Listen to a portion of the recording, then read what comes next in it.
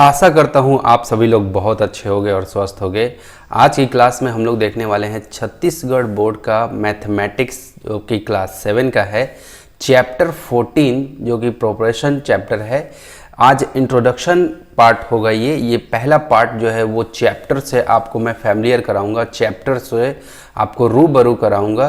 Proportion chapter number 14 ये part 1 है, जिसमें इसके एक्टिविटी को भी डिस्कस करूंगा, साथ में इसके जितने भी कॉन्सेप्ट हैं वो सभी कॉन्सेप्ट को भी मैं डिस्कस करूंगा। तो ये पार्ट 1 काफ़ी अच्छे से आप लोग देखना, क्योंकि पार्ट 1 में जितना भी इस चैप्टर का मसाला है, सारा मसाला मैं इसी वीडियो में आपको बताने वाला हूँ। ओके, चलो स्टूडेंट, तो डियर स्टूडेंट यहाँ से शुरू करेंगे अपनी जर्नी को।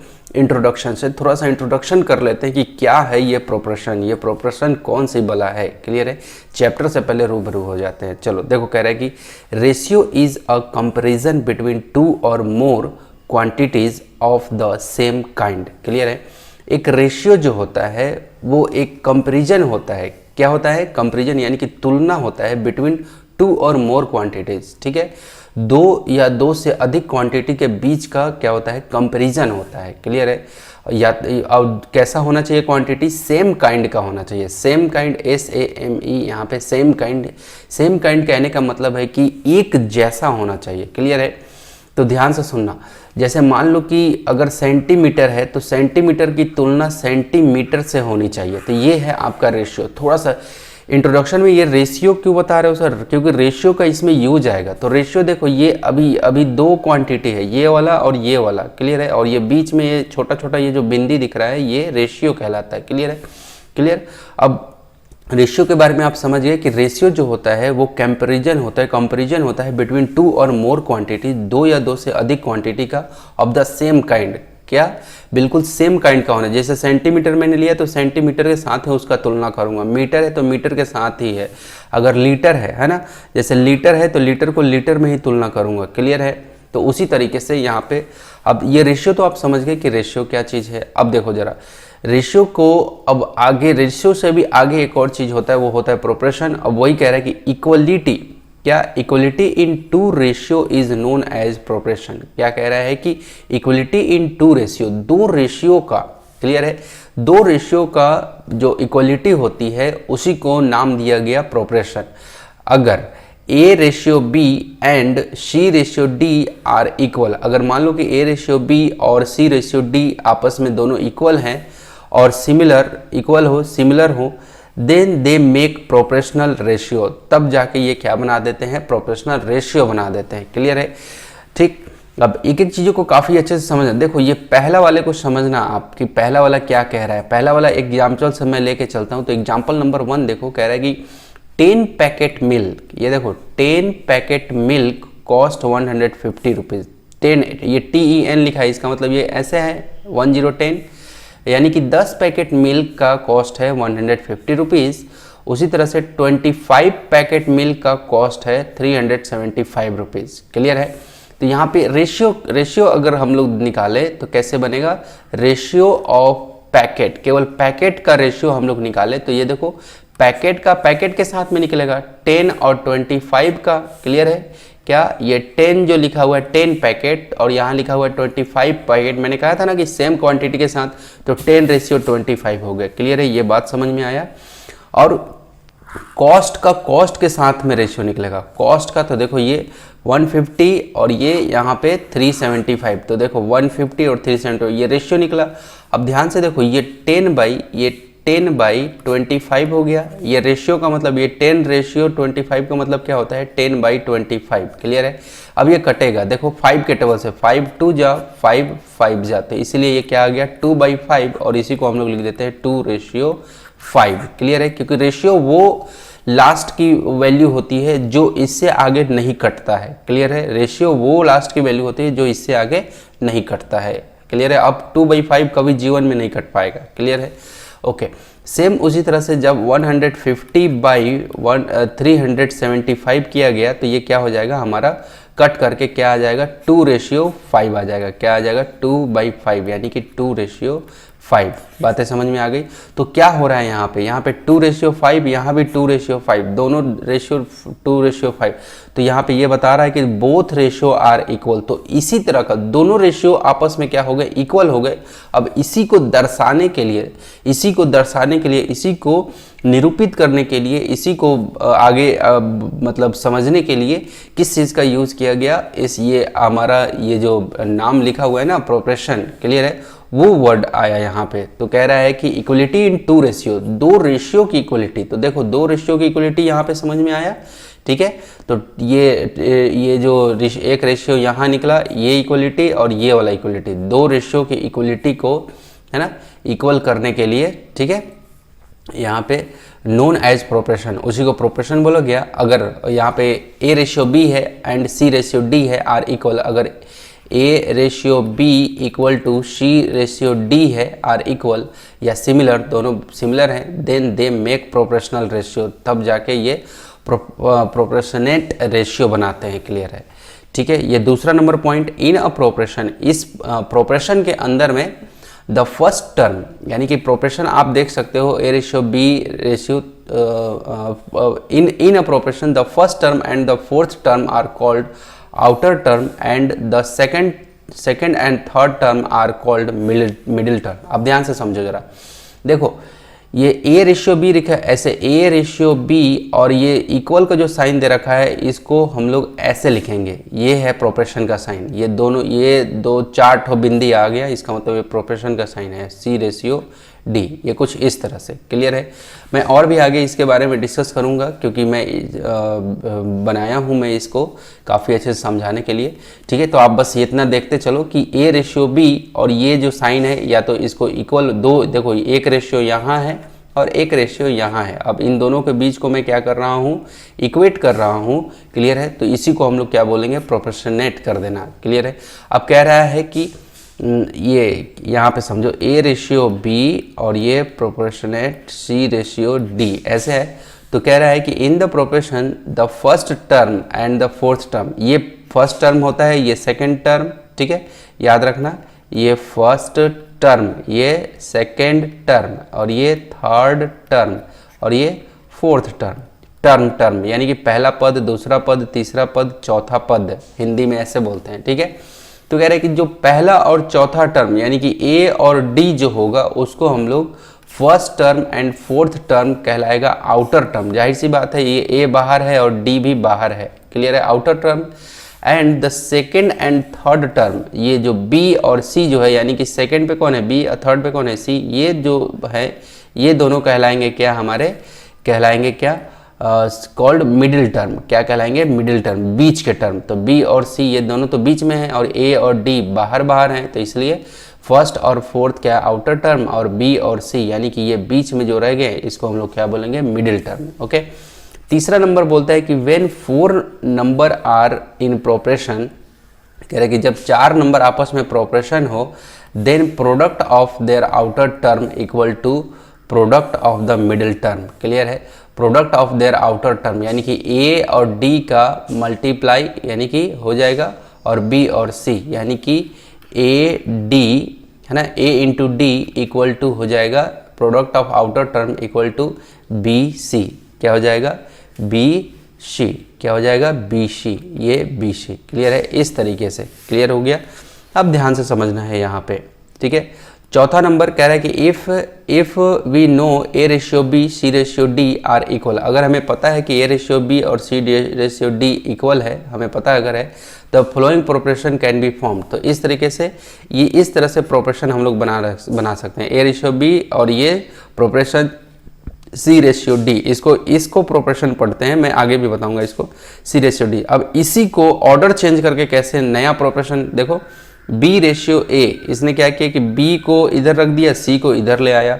उसी तरह से क्या किया, इसमें D को इधर रख दिया, C को इधर ले आया। देखो D को आगे, ये एक बन सकता है, और क्या बन सकता है, ये C और A, देखो ये C और A को यहाँ ले आया, तो B और D को यहाँ ले आया, क्लियर है। तो एक ये रेशियो बन सकता है, एक ये प्रोपोर्शन। तो इस तरह से ये प्रोपोर्शन, अगर ये आपको पता है कि ये और ये आपस में A/B और C/D आपस में क्या है, इक्वल है ना, है ना। तो प्रोपोर्शन हम लोग इस तरीके से, इतने 4 तरीके से हम लोग उसका प्रोपोर्शन बना सकते हैं। क्लियर है। 5वां number, when the price of value of unit quantity is found out from the given number of the quantity and then the value of price for the asked number of quantity is determined, the method is known as the unitary method। देखो simple सा एक बात समझो, unitary method हम लोग किसे बोलेंगे, जिसमें हम लोग क्या करते हैं, finding the value of one, किसी एक वस्तु का प्राइस हम लोग फाइंड कर लेते हैं। जैसे बहुतों का दिया हो और एक कम मैं निकाल लेता हूं, तो उसी को हम लोग यूनिटरी मेथड बोलते हैं। क्लियर है। वही बात यहाँ पे समझाने का प्रयास किया जा रहा है कि इस तरह के मेथड को हम लोग यूनिटरी मेथड कहते हैं। ओके, अब चलो एग्जांपल नंबर 1 आपने देखा कि 2 रेशियो, पहले तो आपने देखा कि ये एक रेशियो ये है, एक रेशियो ये है। अब इन दोनों का रेशियो क्या आ रहा है, 2:5, 2:5। इसका मतलब दोनों रेशियो इक्वल है। अब एग्जाम्पल नंबर 2 में देखो, 5 बैग ऑफ सीमेंट, ठीक है, ये 5 बैग ऑफ सीमेंट 550 रुपीज़ लग रहा है। ओके, 20 बैग ऑफ सीमेंट, अब 20 बोरे का सीमेंट है, जिसमें कॉस्ट खर्चा कितना आ रहा है, 2200 रुपये, 2200 रुपीज़। तो हमने क्या कहा था कि बैग वाले को बैग वाले के साथ में होगा। क्लियर है। तो देखो 5 बैग, यहाँ पे 5 बैग है तो यहाँ पे 5 बैग, और रेशियो हमारा कितना, 20 बैग के साथ में, तो ये लिखा 20। क्लियर है। उसी तरह से 550, ये कॉस्ट है 550, तो इसका भी कॉस्ट 2200, ये रेशियो। तो देखो दोनों का रेशियो क्या आ रहा है, 1:4, 1:4। इसका मतलब ratio of number of bag, कि बैग का जो रेशियो है, नंबर ऑफ बैग का रेशियो 1:4 आया, और ratio of cost of bag वो भी क्या आ गया, 4 आ गया। नाउ अब यहाँ पे नाउ 2 रेशियो आर इक्वल, इस तरह से 2 रेशियो जो है आपस में कैसे हैं, इक्वल है। क्लियर है। यहाँ पे यानी कि हम लोग इसको बोल सकते हैं 5:20, ऐसे बोल सकते हैं 5:20, है ना, और ये इक्वल टू क्या बोलेंगे, 550:2200, इस तरीके से। ठीक है। So these ratio are known as the equivalent ratio. इसी रेशियो को हम लोग क्या नाम दिया गया, ये सब को आप अपनी कॉपी में लिख लेना मेरे बच्चे, बहुत मेहनत से मैं ये सब चीज़ आपके लिए बना के लेके आया हूँ। ओके, कह रहा है कि so these ratio are known as the equivalent ratio, और इसी को हम लोग क्या बोलते हैं, प्रोपोर्शनेट रेशियो। इसी को हम लोग इक्विवेलेंट भी बोलते हैं। नाम अगर इक्विवेलेंट रेशियो आएगा तो समझ जाना वही बात है, और इसी को हम लोग प्रोपोर्शनेट रेशियो भी बोलते हैं। क्लियर है। ठीक, चलो अब चलो इसमें हमारा दे रखा है क्या कि क्या इज 4:5 प्रोपोर्शनेट टू 20:25। कह रहा है कि क्या 4:5 जो है वो इक्वल है। इसका मतलब आप समझ रहे हो, ये वाला का मतलब है कि इक्वल है 20:25 के। तो देखो ये तो 4/5 है, इतना बात समझ में आया। ये क्या है, 20/25। अब काटो जरा, ये रेशियो का मतलब होता है बाई, ये वाला।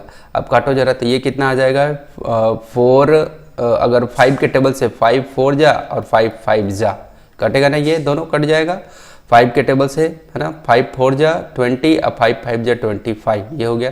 तो इसका मतलब क्या आ गया, 4:5। इधर में तो है ही, और इधर में भी क्या आ गया, 4:5। तो आप क्या देख रहे हैं कि ये क्वेश्चन पूछ रहा था कि क्या ये वाला और ये वाला आपस में प्रोपोर्शनेट हैं, मतलब कि बराबर हैं। तो इसका जवाब होगा कि यस। कैसे हुआ ये समझ में आया। ओके, अब यहाँ पे now you also find example where the ratio two quantity is in proportionate, है ना, proportion to the ratio of 2 other quantity. अब आपको मतलब अब आप निकाल सकते हैं एग्जाम्पल से कि किस तरीके से रेशियो मतलब प्रोपोर्शन में है या नहीं है। ठीक है, 2 क्वांटिटी। अब उसी तरह से यहाँ पे कह रहा है कि जब अब ये समझाने की कोशिश की जा रही है आपको कि व्हेन रेशियो बिटवीन 2 क्वांटिटी, जब 2 क्वांटिटी के बीच में रेशियो आपका ए रहे और बी, है ना, is equal to the ratio between other 2 quantity C and D. तो हमारा रेशियो क्या बनेगा, ए रेशियो ये बनेगा, A ratio B equal to C ratio D. ये मैं पहले बता चुका हूँ, लेकिन अभी यहाँ पे काफ़ी अच्छे से समझाया हुआ है। A ratio B equal to C ratio D. इसी को, ये इक्वल को is written as A ratio B, और ये जो साइन है 4 बिंदी, है ना, और सी रेशियो डी, क्लियर है। ये आपस में हमारा क्या हो जाएगा, ये आपस में हमारा क्या होगा, ये प्रोपोर्शन का साइन कहलाएगा। क्लियर है। तो ओवरऑल आपने क्या देखा कि अगर एक one pair of ratio is equal हो जाता है दूसरे पेयर ऑफ रेशियो के, तब हम लोग बोलेंगे कि एक रेशियो दूसरे रेशियो के प्रोपोर्शनेट है, यानी कि प्रोपोर्शन में है। अब देखो कह रहा है कि ये जो सिंबल है, ये 4 बिंदी वाला जो सिंबल है, इज सिंबल इज प्रोपोर्शनेटेस, है ना। थोड़ा सा उच्चारण में दिक्कत हो रहा है, खैर आप लोग थोड़ा सा इसको वो कर लेना, ठीक है।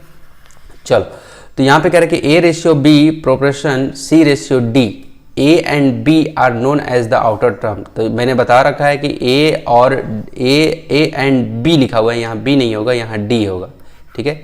ये बाय मिस्टेक है, प्रिंट मिस्टेक है बुक का, मैं यहाँ सुधार करता हूँ। A and D are known as outer term, जो ए और डी है ये आउटर टर्म है, और बी एंड सी जो है known as middle term. B और सी को क्या नाम दिया गया, ये जो बी और सी है ये मिडिल टर्म है, ठीक है। तो A B C and D, ये ए बी सी डी क्या है, ये ए है फर्स्ट आपका, बी है ए बी ये first term, second term, third term, fourth term, clear है।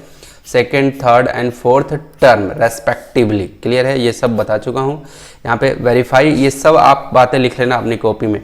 वेरीफाई वेदर द रेशियो, अब ये जो रेशियो दे रखा है इसको आपको क्या करना है, वेरीफाई करना है। मैं एक बार क्लीन कर देता हूँ। ओके चलो, ये जो रेशियो दे रखा है आपको क्या करना है, इसको वेरीफाई करना है कि ये प्रोपोर्शनेट में है, प्रोपोर्शन में है या नहीं है। जैसे 1:5 दे रखा है, यानी कि ये क्या रखा है, 1/5 लिखा है, और एंड का मतलब होता है इक्वल, और ये 6/30 है ना, ये रेशियो का मतलब है। अब हम लोग क्या करते हैं, काट पीट के देखते हैं। इधर तो 1/5 है, ठीक है, इधर में आता है कि नहीं, 6 1 जा और 6 5 जा, यानी कि 1/5 इक्वल टू 1/5, यानी कि 1:5 इक्वल टू 1:5, क्लियर है।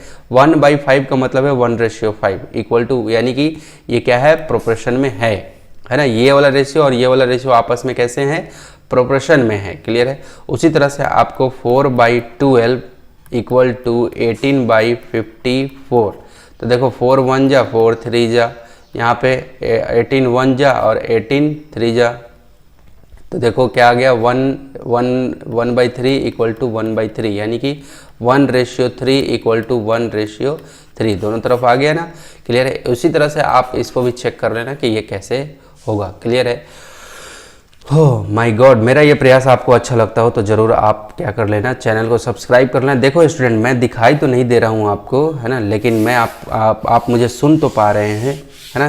तो मेरी बातों को अपने तक जाने देना, और बाकी इससे रिलेटेड जितने भी प्रॉब्लम होंगे सब आपसे बुक में, यानी कि आपके जो एग्ज़ाम में आने वाले हैं उस सब प्रॉब्लम आपसे बन जाएंगे। बस मेरी बातों को अपने तक जाने देना। यदि आपको ये थोड़ा धुंधला दिख रहा हो तो थोड़ा सा आप क्या कर लेना, वीडियो की क्वालिटी बढ़ा लेना। चलो, यहाँ पे कह रहे हैं कि all the examples above proportionate in the table below, fill in the blanks basis of law of proportion, ठीक है।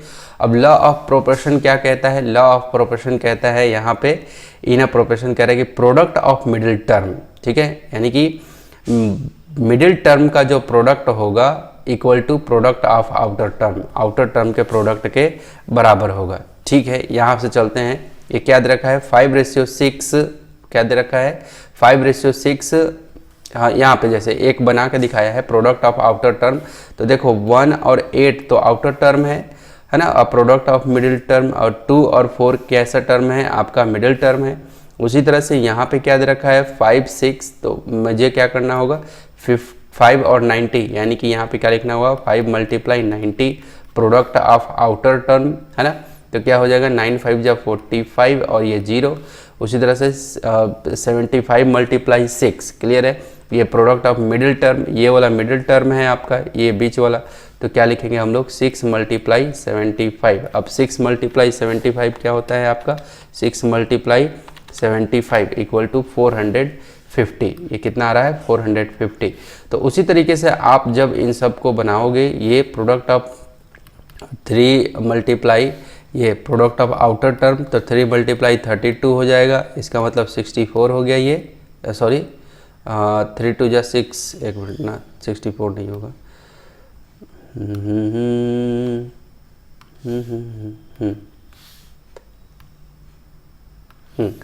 3 3 2 जा 6 और 3 3 जा 9, 96 होगा। तो यहाँ पे देखो अब इन दोनों का प्रोडक्ट क्या आ चुका है, 4 मल्टीप्लाई 24, यानी कि 4 मल्टीप्लाई 24 करोगे तो 96 ही आएगा। क्लियर है। उसी तरह से 2.5 मल्टीप्लाई 7.2, 2.5 मल्टीप्लाई 7.2 इक्वल टू आपका आएगा 18। कितना आ जाएगा, ये 18 आ जाएगा। क्लियर है। तो ये आउटर और ये आउटर, और ये क्या है आपका मिडिल टर्म, क्या है आपका मिडिल टर्म। तो क्या हो जाएगा 2.4 मल्टीप्लाई 7.5। क्लियर है।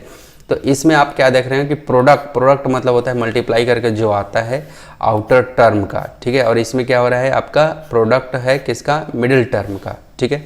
अब यहाँ पे देखो ये 2 दे रखा है और यहाँ पे हमें मालूम करना है कि क्या होगा। अब ध्यान से सोचो, देखो प्रोडक्ट ऑफ मिडिल टर्म क्या है 20। तो हर बार आप क्या देख रहे हैं कि 8 यहाँ आ रहा है तो 8 यहाँ आ रहा है, 450 आया तो यहाँ 450 आया, यहाँ 96 आया तो यहाँ 96 आया, यहाँ 18 आया तो यहाँ 18 आया। तो यहाँ 20 अगर है तो यहाँ भी हमारा 20 आएगा। बात समझ में आ रहा है। तो यहाँ पे प्रोडक्ट आप सोचो खुद से कि 2 में ऐसे क्या से मल्टीप्लाई करें कि हमारे यहाँ पे 20 आए, क्योंकि आपको पता चल गया ना कि प्रोडक्ट और इसका प्रोडक्ट ऑफ आउटर टर्म और प्रोडक्ट ऑफ मिडिल टर्म है ना, ये बराबर आते हैं। क्लियर है, इक्वल रहते हैं। तो इसका मतलब मुझे यहाँ पे क्या रखना पड़ेगा, तो यहाँ पे 10 रखना है, 10 2 जा 20। ये बात समझ में आया। उसी तरह से यहाँ पे क्या हो जाएगा 5 मल्टीप्लाई 4 इक्वल टू 20। ये समझ में आया। तो यहाँ पे क्या हो जाएगा 10 होगा। इस जगह पे क्या आएगा हमारा 10। क्यों, क्योंकि आपने ये चीज़ को सिमिलरिटी आपने देखा ना कि जो इधर का आता है वही इधर का आता है। तो आपको पता चल गया कि 5 4 जा 20 आ रहा है, तो इसका मतलब इसका भी 20 आएगा। अब आप 2 तो दिया हुआ था, यहाँ का खाली था, तो आपको ये चीज़ सोच के ये आउटर का था तो क्या से मल्टीप्लाई करेंगे कि ये 20 आएगा। क्लियर है। तो आपने इस सब को देखने से आपको ये एक पता चला क्या, यहाँ पे अब ये नियम है किसका, प्रोपोर्शन का। ठीक है।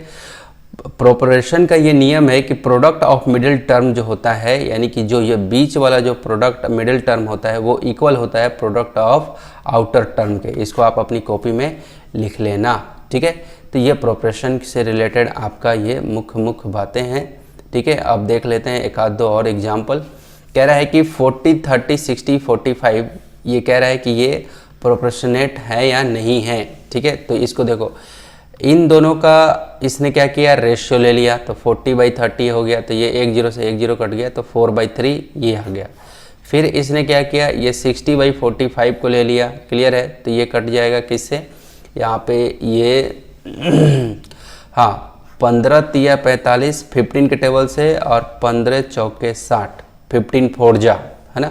तो 4/3। तो यहाँ देखो 4/3, यानी कि हम लोग कह सकते हैं कि ये जो दे रखा है ना, ये जो दे रखा है, तो पहले तो ऐसे ही नंबर दे रखा था 40 30 कॉमा सब कॉमा लगा करके। अब यहाँ पे देखो 14:30 और यहाँ पे ये प्रोपोर्शन 60:45। तो यानी कि हेंस 40 30 60 45 प्रोपोर्शनेट और इक्विवेलेंट रेशियो। इसी को आप प्रोपोर्शनेट भी बोल सकते हैं और इक्विवेलेंट रेशियो भी बोल सकते हो। ये सब चीज़ें यहाँ पे दिया हुआ है। क्लियर है। अब एग्जांपल नंबर 4 में आप ध्यान से देखो, कह रहे हैं कि find out the unknown term. आपको जो टर्म नहीं मालूम है उसके बारे में आपको बनाना है। तो देखो जो नहीं मालूम रहेगा, है ना, term in problem in of proportion, इस प्रोपोर्शन में आपको जो अननोन है उसको नहीं मालूम है, नहीं है उसको निकालना है। तो जैसे मुझे नहीं मालूम है तो यहाँ पे मैं रख लूँगा x। ठीक है। तो देखो यहाँ पे क्या रख दिया, x रख दिया। अब आपको मालूम है क्या कि प्रोडक्ट ऑफ आउटर टर्म, ये वाला और ये वाला का प्रोडक्ट क्या होता है, product of outer term equal होता है product of middle term, product of middle term. ठीक है। तो 8 × 14 इसने किया। ठीक है। अब प्रोडक्ट ऑफ मिडिल टर्म ये हो गया, तो ये क्या हो जाएगा 7x। क्लियर है। तो यहाँ पे 18 4 जा कितना 112 लिखा, और 7 × x तो 7x, और ये x का क्या है, कोएफिशिएंट है, तो ये नीचे चला गया, और ये 7 के टेबल से ये पूरा खत्म हो गया 16 जा में। तो यानी कि इस जगह पे ये x की जगह पे क्या आएगा 16 आएगा। कहीं भी एक जगह खाली रहे, कहीं भी कोई सा भी, ये पहला टर्म होता है, ये दूसरा, ये तीसरा, ये चौथा, यानी कि first term, second term, third term, fourth term.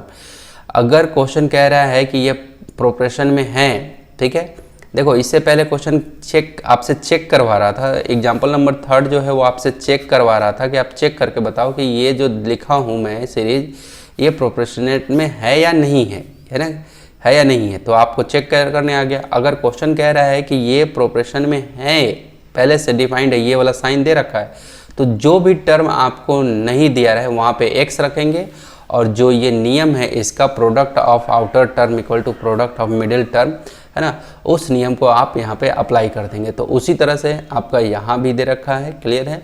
जैसे 100 मल्टीप्लाई 75, तो 100 मल्टीप्लाई 75 इक्वल टू 150 मल्टीप्लाई 50, ऐसा। तो वेरीफाई वेदर 100, 150, 50 और 75 ये प्रोपोर्शनेट है या नहीं है, क्लियर है। तो देखो 100 को किससे, 100 150, यहाँ पे देखो 100 और 150 को इसने यहाँ से लिया तो ये 2:3 आया। फिर यहाँ से इसने 50 और 75 को पकड़ा तो ये यहाँ से आया, क्लियर है।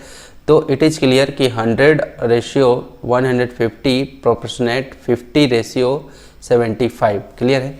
क्योंकि इसका रेशियो और इसका रेशियो बराबर आया, कट पीट करके 2:3 आया, इसका भी 2:3 आया। इसका मतलब इसका जोड़ी इसके साथ बन रहा है, इसका जोड़ी इसके साथ बन रहा है, क्लियर है, ठीक।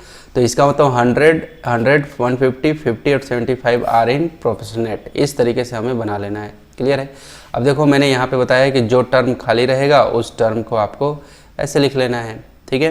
तो यहाँ पे x इसने लिख लिया, उसके बाद फिर आगे ये बढ़ता चला गया, है ना। तो आउटर टर्म, ये आउटर टर्म तो 4x हो गया, 3 मल्टीप्लाई 28, अब 4x, तो ये 4 नीचे आ जाएगा, अब ये कटेगा, कितने जा में 4 1 जा 4, 7 जा, और 7 3 जा 21, तो x इक्वल टू क्या आ गया 21 मीटर।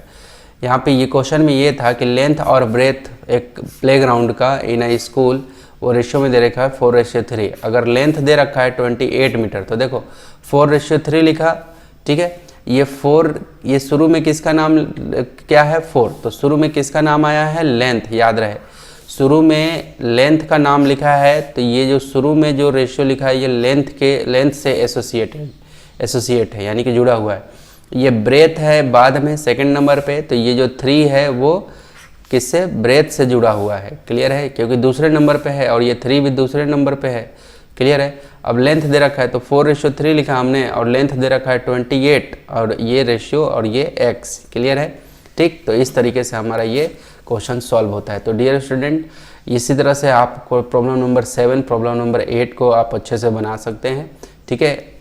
तो आई होप कि मैंने कोशिश किया है आपको पढ़ाने के लिए, आपको समझाने के लिए प्रोफेशन को। तो डियर स्टूडेंट, अब मैं लेता हूं आपसे इजाज़त। मेरा ये प्रयास आपको अच्छा लगता हो, मेरा ये प्रयास आपको पसंद आता हो, तो ज़रूर आप अपने दोस्तों के साथ में साझा करिए मेरे इस प्रयास को, ताकि और भी बच्चे रिच हो सके, और भी बच्चे मतलब अच्छे से पढ़ सकें। तो मैं आपसे लेता हूँ इजाज़त। टेक केयर एंड शुभ दिन आपका।